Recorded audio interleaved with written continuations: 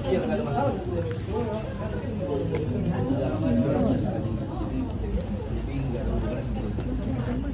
emang sejauh ini permintaan fansnya Peter Pan ke Mas Ari gitu untuk dia balik lagi bermusik memang banyak sih Mas? Iya, kalau dari fansnya Peter Pan, fansnya Noah memang kok nggak manggung-manggung lagi sih, udah 2 tahun loh ini gitu. Ada banyak permintaan untuk manggung lagi, tapi kita bilang kan kita lagi fokus ke album baru. Kita pengennya nanti kalau album barunya udah keluar, baru kita bisa manggung lagi kayaknya, insya Allah gitu. Noah sendiri sampai kapan Kang? Tergantung album kayaknya. Sekarang lagi proses rekaman album baru. Biar kita juga nggak bosan manggung kali ya, jadi ada sesuatu yang baru lah kita nyanyiin di panggung gitu. Berapa single dari album-album? Yang terakhir harus ada 10 lagu nanti, ada 10 lagu baru ya. Progresnya tahun ini atau gimana? Nggak, kayaknya nggak mungkin tahun ini sih, kayaknya masih prosesnya masih kita punya ada 9 lagu, istilahnya apa ya? Kita punya sketsa 9 lagu, tapi belum lengkap gitu. Itu mesti dijalanin. Kang, ini berarti album terakhir Noah dengan Musika, selanjutnya Noah akan membuat album lagi atau gimana? Betul, jadi ini di kontrak ini adalah album terakhir dengan Musika.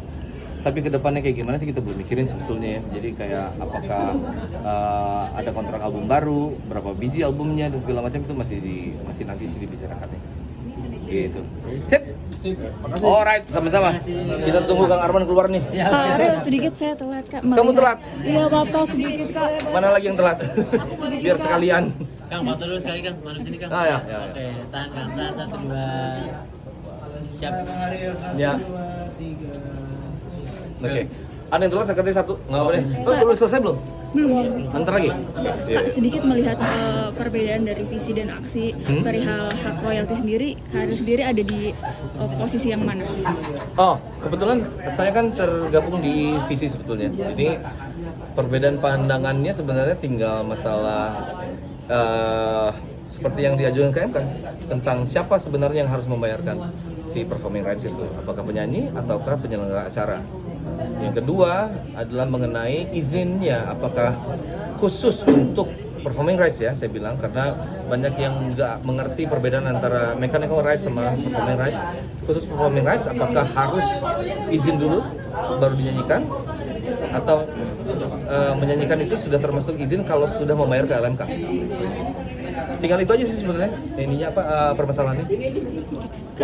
Maaf, perihal dari Pak Deda ini kan menyebut Kak Ariel sok kaya, ada statement seperti itu perihal adanya uji materi ini seperti apa? Iya, kalau misalnya Mas Dani bilang sok kaya itu kan mungkin bahasa yang biasa Mas Dani gunakan ya, maksudnya bahasanya itu bahasa obrolan biasa gitu, bukan statement yang apa, yang resmi. Ya saya cuma bisa bilang bukan sok kaya. Ini kan masalah tentang masyarakat luas ya. Jadi kalau misalnya pernyataan bahwa setiap kali menyanyikan sebuah lagu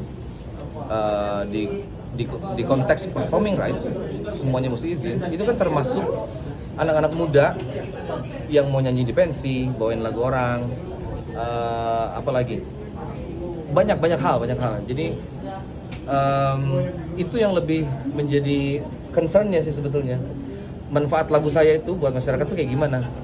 Jangan sampai terhenti manfaatnya karena ada ketakutan itu. Karena kan ada manfaatnya juga buat saya sebetulnya sebagai pencipta lagu. Kalau lagunya dinyanyikan banyak orang, satu, manfaat buat diri sendiri itu senang pasti. Kita punya lagu berguna buat orang banyak ya. Terus kedua, manfaat ekonominya juga, tinggal yang masalahnya itu adalah manfaat ekonominya. Semakin banyak dinyanyikan, bagaimana manfaat ekonomi juga semakin terasa. Itu aja sebetulnya masalahnya. Melihat Lesti dan juga Semi hari ini menjadi saksi Kak, mengeluhkan perihal dilaporkan oleh pencipta lagu, seperti apa Kak melihatnya? Ya itu dia, menurut saya permasalahannya adalah di pernyataan awal setelah persidangan Agnes itu ya. Ya menurut saya itu nggak jelas, terlalu singkat untuk bisa dipahami oleh masyarakat luas. Sehingga itu tadi ada orang-orang yang tidak terlalu mengerti, sehingga terus mereka beraksi gitu. Beraksinya salah satunya ini pencipta lagunya yang dinyanyikan oleh Lesti, kan dia menagihkan ke Lesti pada saat Lesti menyanyikan lagu itu di stasiun TV. Sedangkan sebenarnya kan yang seharusnya membayarkan adalah si stasiun TV-nya. Ataupun kalau Lesti pada saat dia, oke, ini terakhir ya, pada saat dia bernyanyi direkam oleh orang lain ditaruh di YouTube, kenapa mesti Lesti yang bayar kan sebetulnya gitu? Yang bayar kan mestinya pihak yang mengupload itu dia nggak punya hak sebetulnya, apalagi IP-nya Lesti sendiri dia nggak punya hak sebetulnya. Sebenarnya Lesti sendiri bisa menuntut tuh ke orang yang upload di YouTube sebetulnya. Tapi kan kalau masuk ke YouTube itu udah ada mekanikalnya, udah ada mekanisme tentang pembayaran itu, jadi nggak terlalu masalah sebetulnya. Jadi YouTube akan membayarkan ke publisher yang dimana pencipta lagu itu bernaung. Seharusnya begitu. Ketimpangan antara penyanyi dan pencipta, tapi mesti dicari betul apa permasalahannya. Jadi kalau masalah itu kan mesti dicari solusi yang tepat. Nah, solusi tepat itu yang kita butuhkan. Menurut saya yang terjadi belakangan ini bukan solusi yang tepat sebetulnya, karena menimbulkan masalah baru. Jadi apabila nanti masalah ini sudah selesai, yang ketentuan siapa yang harus bayar dan bagaimana mekanisme izin yang paling betulnya, langkah berikutnya adalah itu tadi, bagaimana meningkatkan kesejahteraan pencipta lagu dan terutama bagaimana menegakkan tentang masalah hak cipta itu di sini di Indonesia. Itu kira-kira. Terima kasih. Tadi teman-teman sudah menyaksikan sidang. Jadi hari ini saya didampingi sama beberapa teman dari Visi, ada Kang Arman Maulana, Ketua Umum, Mas Nasril Irham Ariel, Wakil Ketua Umum, dan tadi ada yang jadi saksi, Mas Seni Simorangkir. Jadi pada intinya sebelum pertanyaan kepada teman-teman, tadi kita menghadirkan 2 saksi dan 2 ahli yang intinya adalah menggambarkan bahwa karena polemik ini tadi di depan persidangan Lesti dan Seni bercerita suasana menjadi sangat membingungkan, menakutkan dan aneh gitu kan untuk para musisi gitu, para penyanyi. Dan tadi 2 ahli kami, satu ahli hak cipta Dr. Ririn Laurencia Andrini dari UGM, satu lagi Dr. Akbar Fatada Akbar.